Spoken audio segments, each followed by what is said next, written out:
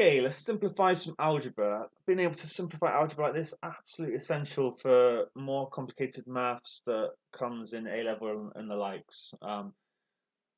So let's do it. Okay, to deal with this, we can essentially reorder the multiplication. We can change it to 4 times 3 times a to the half times a squared. And then we can work it out in two parts. 4 times 3 is 12, and a to the half times a squared is going to be a to the half plus 2. I'm just adding my powers here. And then I'm essentially done. I could write 2.5 here, but the better thing to do is to write a to the 5 over 2. So I've essentially added 2.5, give me 2.5, but then I've written it as an improper fraction, and that's more typically how you see it. But I'd expect you to get the answer if you wrote a to the 2.5.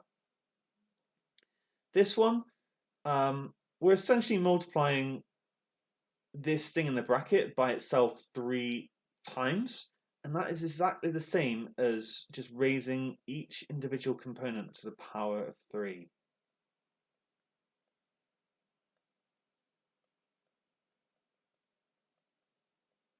Maybe I should explain where that's come from.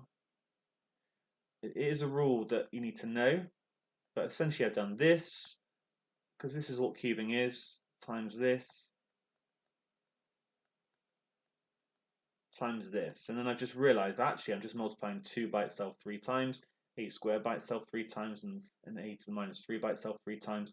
This would work, this is more powerful because this would work for n. If n was any number, you could always do this. So this helps us realize it, but actually this is what we want to be doing.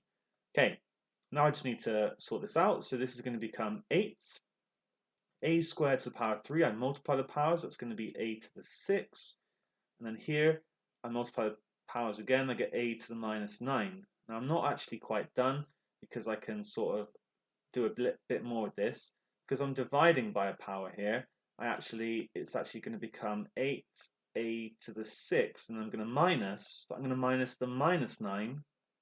My final answer is 8a to the 15.